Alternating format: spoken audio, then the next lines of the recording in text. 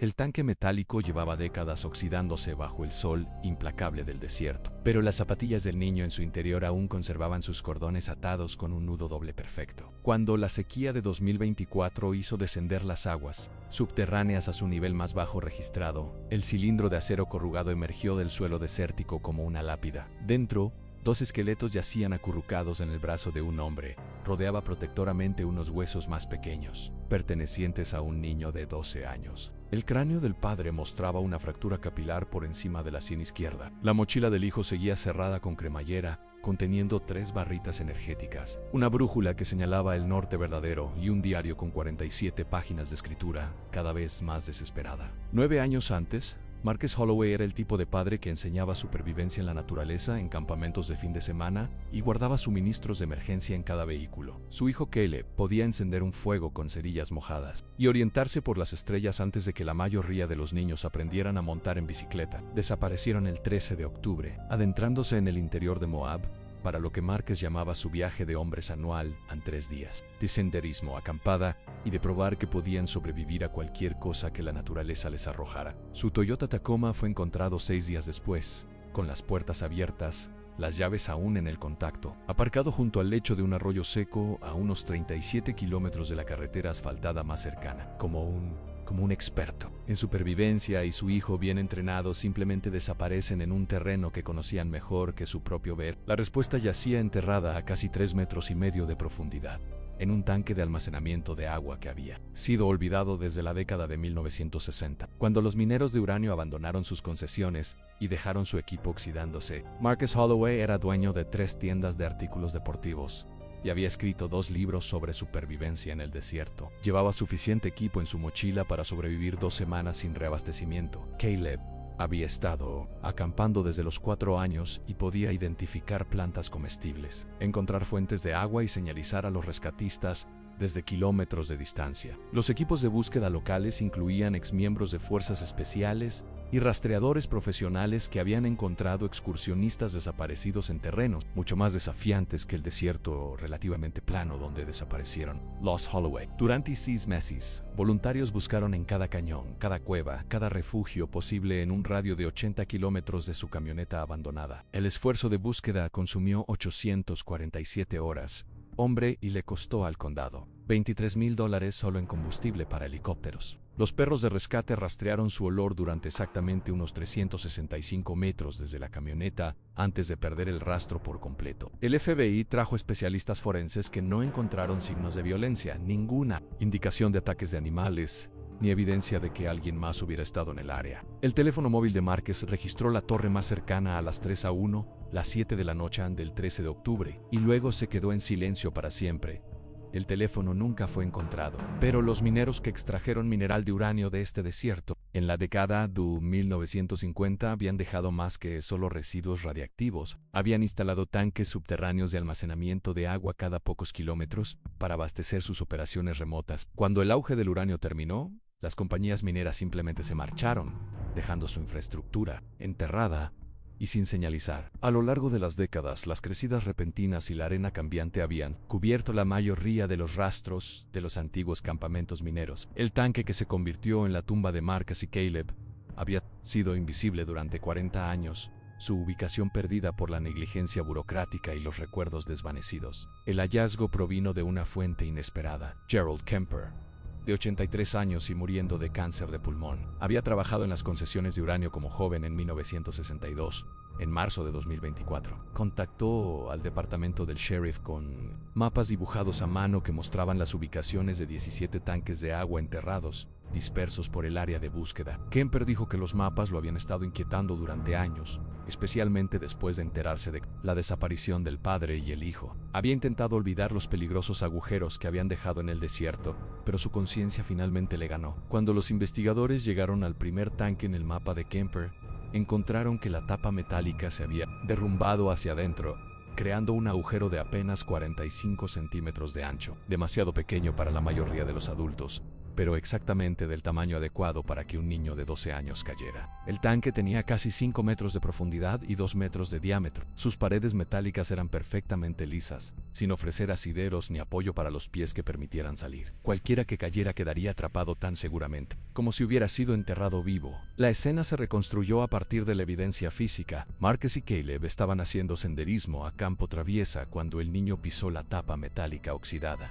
El tanque había estado oculto bajo décadas de arena acumulada y escombros, haciéndolo completamente invisible hasta que el peso hizo que el acero corroído cediera. Caleb se precipitó por la abertura y aterrizó con fuerza en el fondo de hormigón del tanque. Su padre escuchó los gritos e inmediatamente fue tras él, bajándose por la estrecha abertura para alcanzar a su hijo herido. Marcus podría haber escapado. La abertura era lo suficientemente ancha para que él pudiera salir si hubiera estado solo, pero la pierna izquierda de Caleb estaba rota en 2 lugares y el niño estaba entrando en shock por el impacto. El padre tomó una decisión que selló su destino. Anne se quedó con su hijo en lugar de ir a buscar ayuda. Su diario, encontrado apretado en su mano esquelética, registró sus últimos días con una letra precisa que se volvió más temblorosa a medida que la deshidratación hacía estragos. Día 1. La pierna de Caleb está mal. Intenté levantarlo, pero grita no puedo dejarlo. Grité durante 6 horas seguidas. Nadie viene. Las entradas continuaron durante 11 días, documentando los intentos cada vez más desesperados de Marcus para señalizar a los rescatistas, racionar su suministro de agua y mantener el ánimo de su hijo. Usó la linterna de su teléfono móvil para examinar cada centímetro de las paredes del tanque, buscando cualquier debilidad que pudiera proporcionar una ruta de escape. No encontró ninguna. Día 4. En el agua casi se ha acabado. Apilar nuestro equipo para ayudar a Caleb a subir, pero aún faltaban más de 1,20 m para la abertura. Su fiebre está empeorando. Marcus había traído suficientes suministros para una caminata de 3 días, no para un encierro de 2 semanas. Para el día 7 estaban bebiendo su propia orina y comiendo el cuero de sus botas. La temperatura dentro del tanque fluctuaba desde casi 0 grados por la noche hasta más de 43 grados Celsius durante la tarde. Las paredes metálicas conducían el calor como un horno. Día 9. Caleb dejó de hablar ayer. Todavía respira. Pero sigo contándole historias sobre viajes de pesca que haremos cuando salgamos. No creo que me oiga. La letra en estas últimas entradas era casi ilegible. La presión del bolígrafo tan ligera que los investigadores necesitaron aumento para leer las palabras. Marcus había estado escribiendo al tacto, su vista fallando a medida que su cuerpo se apagaba por la deshidratación y el hambre. La última entrada estaba fechada 11 días después de su desaparición en día 11. No puedo escribir mucho más. Caleb partió en paz al amanecer. Me quedo con él hasta el final. Tal es su madre, que la amamos cada día. Ubicación del tanque aproximadamente a 800 metros al noreste de la formación rocosa, conocida como Devil's Kitchen. Coordenadas GPS.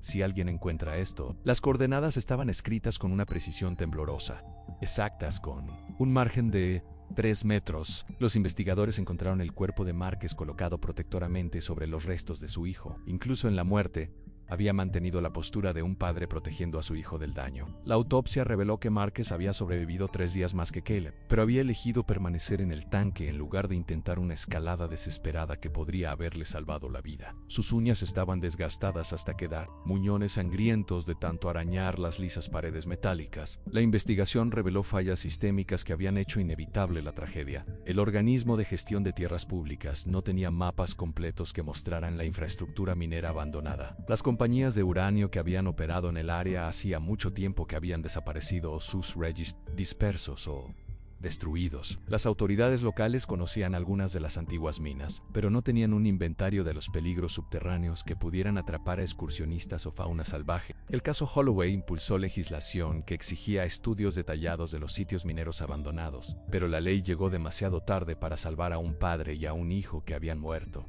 haciendo todo correctamente en un desierto que guardaba secretos para los que ningún manual de supervivencia podría haberlos preparado. Cuando se dio a conocer la noticia del descubrimiento, atrajo la atención de expertos en supervivencia que habían seguido la desaparición original. Señalaron que Marcus había tomado cada decisión correcta basándose en la información disponible para él. Había notificado a otros sus planes de senderismo, traído el equipo adecuado, viajado con un compañero experimentado y mantenido la calma bajo presión. Su error fue confiar en que el suelo bajo sus pies era sólido. En un paisaje plagado de pozos mineros olvidados e infraestructura abandonada, incluso los expertos podían ser víctimas de peligros que no existían en ningún mapa. El tanque donde murieron fue rellenado con hormigón y marcado con una placa conmemorativa que reza Marcus y Caleb Holloway, quienes amaron el desierto y murieron protegiéndose mutuamente. Pero otros 16 tanques del mapa de Gerald Kemper permanecen sin señalizar y son peligrosos, dispersos por tierras públicas donde las familias todavía acampan y los niños aún exploran. El desierto guarda sus secretos hasta que la sequía o el azar revelan lo que yace bajo la superficie,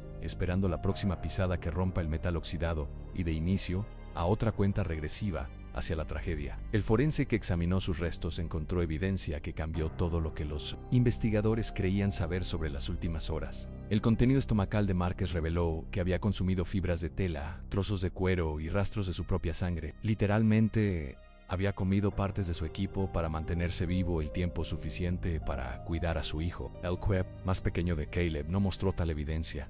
Su padre le había dado cada pizca de nutrición, disponible mientras se moría de hambre lentamente. Pero el descubrimiento más perturbador provino del análisis de los arañazos en las paredes del tanque. Usando iluminación especializada y herramientas de medición, los expertos forenses mapearon cada marca que Marcus había hecho durante su NC. Los arañazos formaron un patrón que contaba la historia de una desesperación sistemática. Había comenzado probando las paredes metódicamente, buscando puntos débiles o asideros. Con el paso de los días, los arañazos se volvieron más frenéticos, concentrados alrededor de la abertura por donde había intentado repetidamente impulsarse lo suficiente para escapar.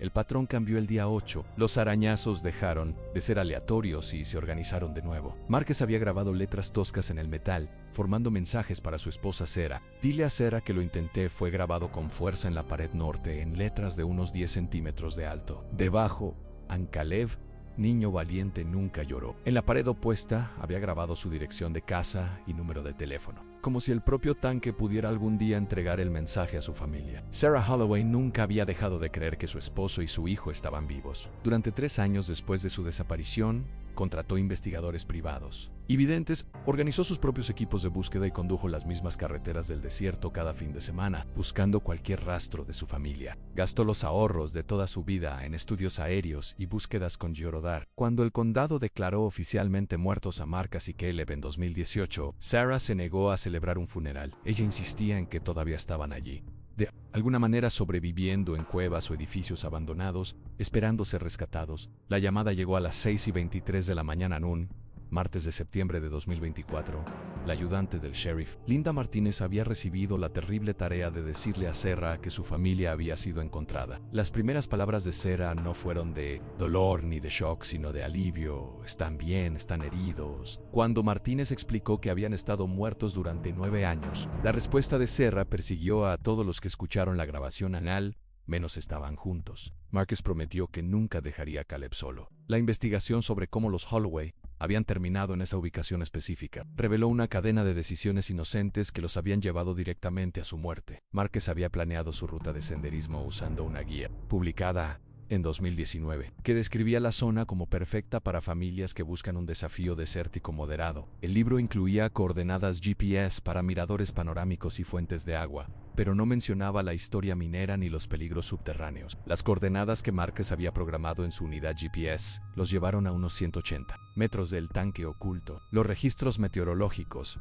mostraron que el 13 de octubre había sido inusualmente cálido, con temperaturas que alcanzaron los 34 grados Celsius a media tarde. Márquez y Caleb habían dejado su camioneta antes de lo planeado para evitar hacer senderismo bajo el calor, lo que significaba que estaban explorando un terreno desconocido mientras otros excursionistas aún dormían en sus campamentos. Nadie los vio después de las 7:30 de la mañana, cuando un grupo de escaladores los avistó dirigiéndose a campo traviesa hacia lo que parecía ser una meseta distante. Los escaladores, entrevistados años después, recordaron a Márquez y Caleb porque parecían muy preparados y confiados. Márquez llevaba un sombrero de ala ancha y una mochila de grado profesional cargada con equipo de supervivencia. Caleb llevaba su propia mochila más pequeña y botas de senderismo que parecían caras y bien usadas. Caminaban a un ritmo constante y medido que sugería experiencia en viajes de larga distancia por el desierto. Nada en su apariencia o comportamiento había sugerido que caminaban hacia su muerte. Los mapas de Gerald Kemper revelaron por qué el tanque había sido colocado en una ubicación tan remota. Los los mineros de uranio de la década de 1960 habían descubierto que la formación rocosa cerca de Devil's Kitchen contenía trazas de mineral radiactivo, pero no lo suficiente como para justificar una operación minera completa. Habían instalado el tanque de agua para apoyar a un pequeño equipo que acamparía en la zona durante semanas, excavando a mano pozos de exploración y llevando muestras de mineral de vuelta a operaciones más grandes para su procesamiento. El tanque había sido llenado y abandonado cuando los precios de las materias primas se desplomaron en 1963. Poniendo fin al auge del uranio casi de la noche a la mañana, las compañías mineras simplemente se alejaron de sus instalaciones remotas, dejando atrás equipos, suministros y peligros que permanecerían activos durante décadas. Los registros gubernamentales de la época estaban incompletos porque muchas operaciones mineras habían sido organizadas apresuradamente y mal documentadas durante la fiebre de la Guerra Fría por asegurar fuentes nacionales de uranio.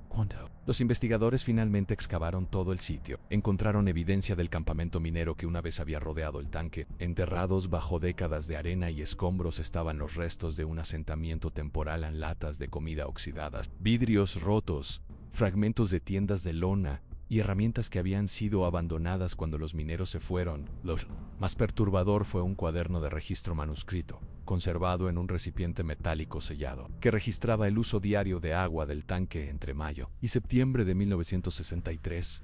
El registro mostraba que los mineros habían estado extrayendo agua del tanque regularmente hasta el 20 de agosto, cuando la última entrada decía: la tapa está suelta de nuevo. Ned dice que la arreglemos la próxima semana, pero podríamos retirarnos pronto si las muestras de mineral no mejoran. La tapa había sido un problema recurrente durante todo el verano, con varias entradas mencionando reparaciones temporales, usando alambre y parches metálicos. Los mineros sabían que la tapa era peligrosa, pero habían asumido que alguien más haría reparaciones permanentes antes de que cualquier daño pudiera ocurrir a futuros visitantes. El análisis forense de la tapa colapsada reveló que se había estado debilitando durante décadas antes de que los Holloway la pisaran. Los ciclos de temperatura del desierto habían causado que el metal se expandiera y contrajera miles de veces, creando fracturas capilares que se extendieron lentamente. Por la corrosión de las crecidas repentinas ocasionales había carcomido el armazón de soporte hasta que la tapa se mantuvo en su lugar por poco más que óxido y costumbre. Cualquier peso significativo habría causado su colapso,